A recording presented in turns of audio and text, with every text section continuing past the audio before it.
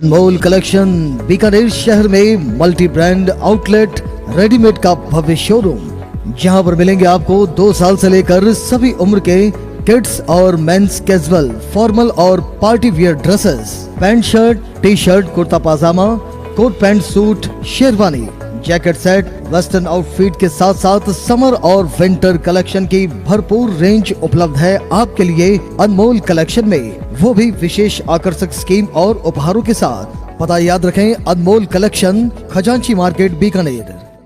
Golchha store Bikaner में स्वादिष्ट branded खाटा, सभी तरह के जायकेदार अचार, चूरी, सुपारी, माउथ फ्रेशनर और मुरब्बे में सालों से ग्राहकों के विश्वास का नाम, क्योंकि यहाँ मिलते हैं ग्राहकों को सभी प्रोडक्ट्स नंबर 1 क्वालिटी के साथ। और जी हाँ, ये सभी प्रोडक्ट्स आपको हमारे यहाँ मिलते हैं होलसेल के दामों पे। बीकानेर में नंबर 1 और सुप्रसिद्ध आपका अपना गोलछा स्टोर। पता याद रखें, कोट गेट, सट्टा बाजार, बीकानेर। नमस्कार। आज फिल्मी दुनिया की वो हस्ती हमारे साथ यहाँ बीकानेर में मौजूद है, पेंडल साहब, जिनकी वो पिक्चर जब मैं बचपन में देखता था, जब मैं बहुत छोटी उम्र में था, तो आपकी एक पिक्चर आई थी सत्ते पे सत्ता, और वो गाना जो है वो मुझे आज तक याद है। आज आपसे मिलना हो रहा है, मैं दर्शकों से चाहूँगा कि आप भी इस जिंदा दिल इंसान से मिलिए, बहुत मजा आएगा। बातचीत शुरू करते हैं। पेंडल साहब, जो सत्ते पे सत्ता पिक्चर थी, वो इतनी रोमांटिक पिक्चर थी, साथ में हंसी मजाक भी था। क्या वह पहली पिक्चर थी या उससे पहले भी आपने कुछ पिक्चरें की? सबसे पहले मैं आप सबका शुक्रिया अदा करना चाहता हूं, और आपका भी, कि आपने इस चैनल पर मुझे न्योता दिया बात करने का। सबसे पहले एक बात कहूंगा कि इन्होंने कहा कि इन्होंने बचपन में मेरी फिल्म सत्ते पे सत्ता देखी थी, तो सबसे पहले तो इन्होंने मुझे बुढ़ा बना दिया, जो मैं हूं नहीं। दूसरी बात, सत्ते पे सत्ता के वक्त तक मैं एस्टैब्लिश हो चुका था। मेरी शुरुआत करियर की 1969 से हुई थी। आज 55वां साल चल रहा है मेरा एज एन एक्टर, और मेरी पहली फिल्म गुरुदत्त फिल्म्स की उमंग थी, जो 69 में मैंने की थी। तो मैं आपको ये बता दूं कि जब तक सत्ते पे सत्ता आई थी, तब तक मैं एस्टैब्लिश एक्टर बन चुका था, क्योंकि उससे पहले उमंग, लाल पत्थर, यार मेरा, पिया का घर, मेरे अपने, ये सारी फिल्में आ चुकी थी कि मैंने सत्ते पे सत्ता से पहले शायद इतना काम नहीं किया। और सर, ये बात मैं करना चाहूँगा, जैसे आपने बताया कि 55 साल हो गए, लगा होने चल रहा है, 55वां साल चल रहा है, 55वां साल, और 55वां साल चल रहा है, लेकिन अभी भी जो दिल है वो बचपन का है। उम्र चाहे 55 की हो या उससे कम हो, वो कोई मायने नहीं रखती। और जिंदा दिल इंसान के लिए हमेशा एक रहता है कि वो हमेशा अपने आप को जवान महसूस करता है। अब बातचीत हमारी जारी है। सर, बताइए कि नई जो प्रोडक्शन है वो कौन सी आ रही है और उसमें आपका क्या रोल है? देखिए, एक फिल्म मैंने की है जिसमें मेरा अच्छा किरदार है, वो फिल्म रिलीज़ होगी। प्लस मैं नाम अभी नहीं बताना चाहता क्योंकि वो अनाउंस नहीं हुई अभी। और दूसरा, OTT चैनल आजकल बहुत चल रहे हैं, उसमें भी मैं 2 OTT चैनल्स में अलग अलग किरदार कर रहा हूँ। और तीसरा, मैं एक बहुत बड़ा डेली सोप कर रहा हूँ, जो भी अभी जनवरी से ऑन एयर आ जाएगा। बड़ी चैनल है। डिटेल बताना मुझे मना किया गया है प्रोड्यूसर्स की तरफ से, इसलिए मैं डिटेल नहीं बता रहा। लेकिन ये है कि भैरव बाबा की कृपा से बहुत काम है, बहुत काम कर रहे हैं, और बहुत सालों तक काम करते रहेंगे। और बस आप इस पावन धरती के लोग आशीर्वाद दें कि हम इसी तरह, इसी जोश, इसी मज़े से अपना काम करते रहें और आप सबका दिल बहलाते रहें। निश्चित तौर पे हम लोगों की दुआएं आपके साथ है। और सर, मैं यह जानना चाहूँगा कि आप जो काम कर रहे हैं अभी, वह क्या आस्था का भी उसमें पर्याय है, या कलाकार की जो दुनिया होती है, जो फिल्मी दुनिया होती है, लोग कहते हैं ये दिखावे वाली दुनिया होती है, क्या आस्था एक बड़ा फैक्टर होता है इसमें? हाँ, आपने ऐसा सवाल पूछ लिया जो मुझे देखने के बाद शायद आपको महसूस हो कि मैं यहाँ बाबा भैरवनाथ के दर्शन आशीर्वाद के लिए ही आया। मैं आती है उम्र पे, बात आती है एक्सपीरियंस पे, बात आती है आपने जो झेला है जिंदगी पर। आज मेरी 76 इयर्स हो गए हैं जिंदगी के। मैंने उतार चढ़ाव, सुख दुख सब देखे, कभी खुशी कभी गम सब देखा है। इसलिए अल्टीमेटली ये एहसास हो जाता है इंसान को कि सिवाय आत्मिक सेटिस्फेक्शन के, सोल सेटिस्फेक्शन के और कुछ नहीं है। और वो आत्मिक सेटिस्फेक्शन सिर्फ ऊपर वाले की दया से मिलती है। अंदरूनी खुशी, तस्कीन, सुकून ऊपर वाले की दया से मिलता है। वो पैसे के पीछे दौड़ने से, नाम के पीछे दौड़ने से नहीं मिलता। जो नाम कमाना था कमा लिया, अब सुख भोगना है एक सादी जिंदगी, सात्विक और लोगों की सेवा करके, लोगों को खुश करके जिंदगी बितानी। आज तक मैंने अपने 55 साल में लोगों की जिंदगियों में मुस्कुराहटें दी हैं। ये इटसेल्फ मेरी तपस्या है, मेरी पूजा है। इसे मैंने कभी मजाक में नहीं लिया, हल्के में नहीं लिया। इसलिए मेरे लिए आज भगवान के आगे आके आशीर्वाद लेना कि भगवान जो अभी तक आपने मुझे नवाजा है, जो दिया है, इसी तरह देते रहना।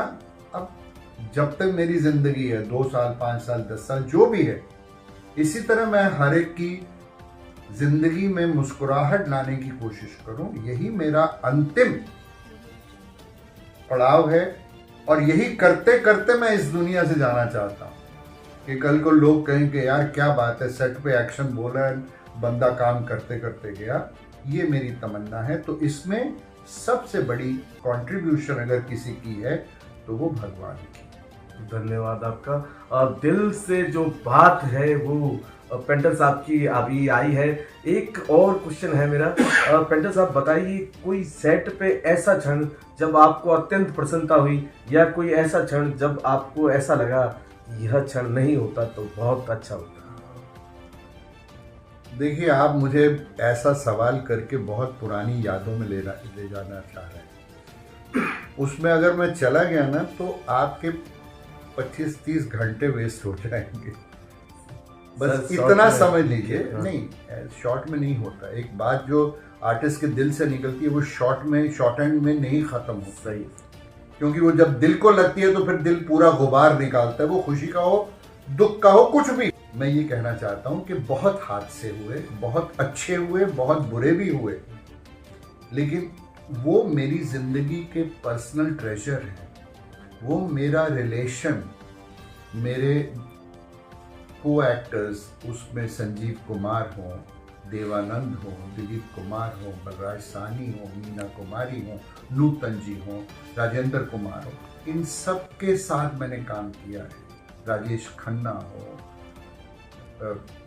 देव साहब तो बोल दिया, ये अपना अमिताभ बच्चन हो, शत्रु हो, धर्म जी हो, शत्रुघ्न सिन्हा साहब हो, विनोद खन्ना, ये सब मेरे यार थे। हीरोइंस में रेखा, रीना रॉय, श्रीदेवी, हर एक के साथ काम किया। हर एक के साथ अच्छी यादें भी हैं, कहीं पर कुछ उल्टी सीधी यादें भी हैं, लेकिन वो मेरा ट्रेजर है जो मैं इतनी आसानी से बांटने वाला नहीं। समझा?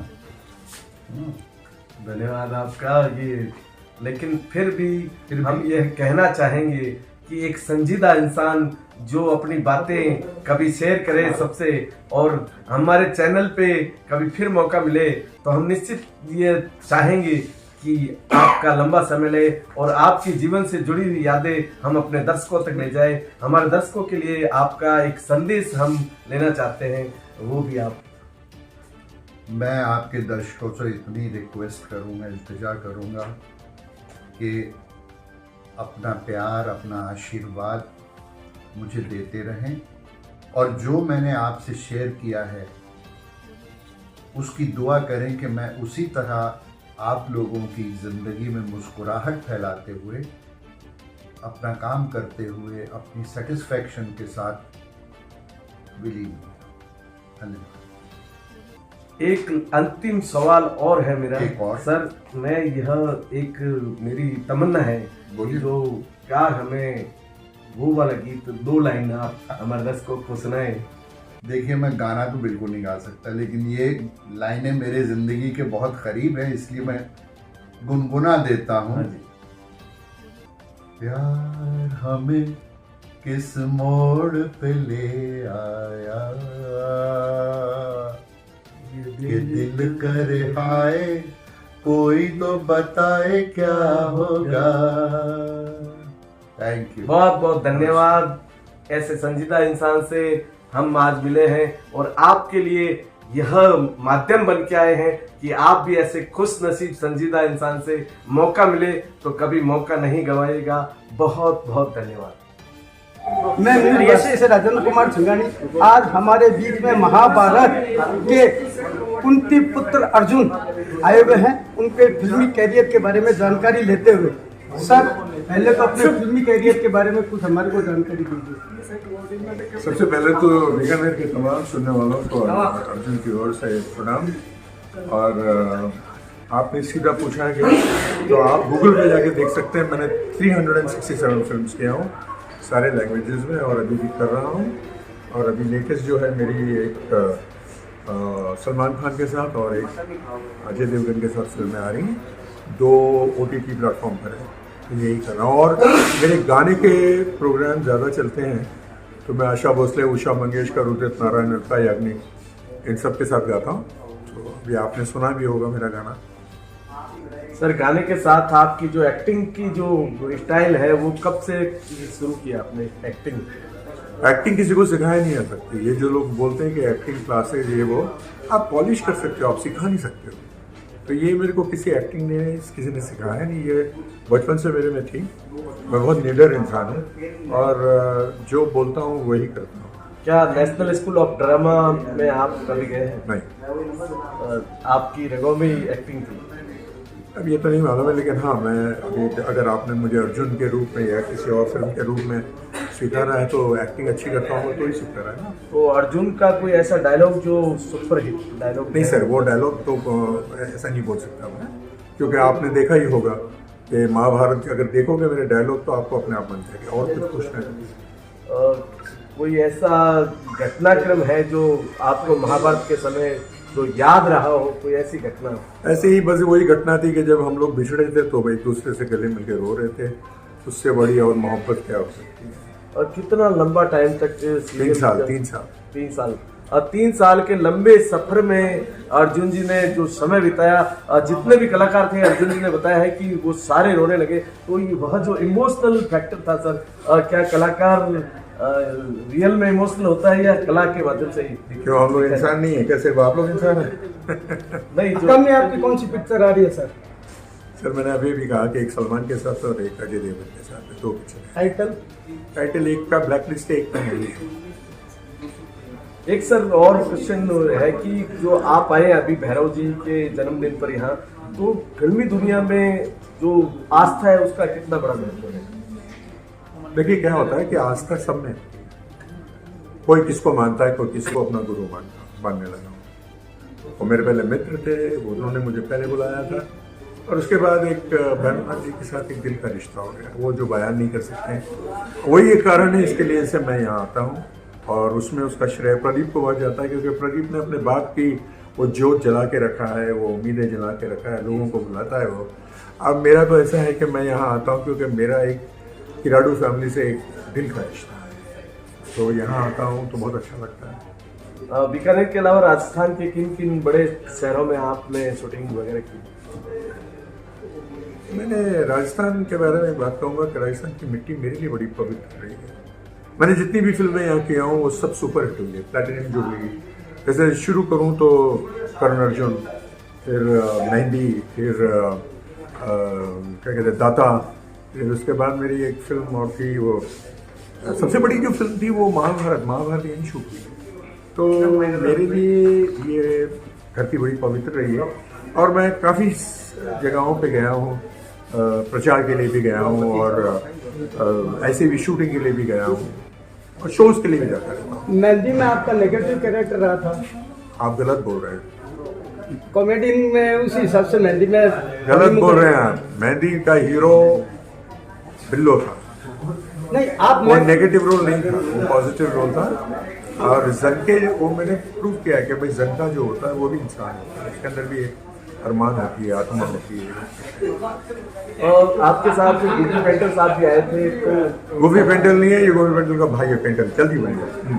थैंक यू सर, बहुत बहुत धन्यवाद। आप बीकानेर बता रहे हैं, हमारी शुभकामनाएं आपके साथ। Thank you very much. और आपने के लिए बहुत बहुत शुक्रिया, आप लोगों ने इतनी तकलीफ दी, रात को 12 बजे आए एक हो। सर थैंक यू वेरी एक मच। लास्ट क्वेश्चन है, जी। हमारे चैनल के दर्शकों के लिए आप कुछ कहना चाहिए? बस शुभकामनाएं, भगवान आप लोग को अच्छा रखे। साल खत्म हो रहा है, नया साल आपके लिए जिंदगी में बहुत दिन दुगनी रात चौगनी खुशियाँ लाए, और आप भी हमारे लिए दुआएं करें ताकि हम अगले साल फिर आएँ भैरव अष्टमी में।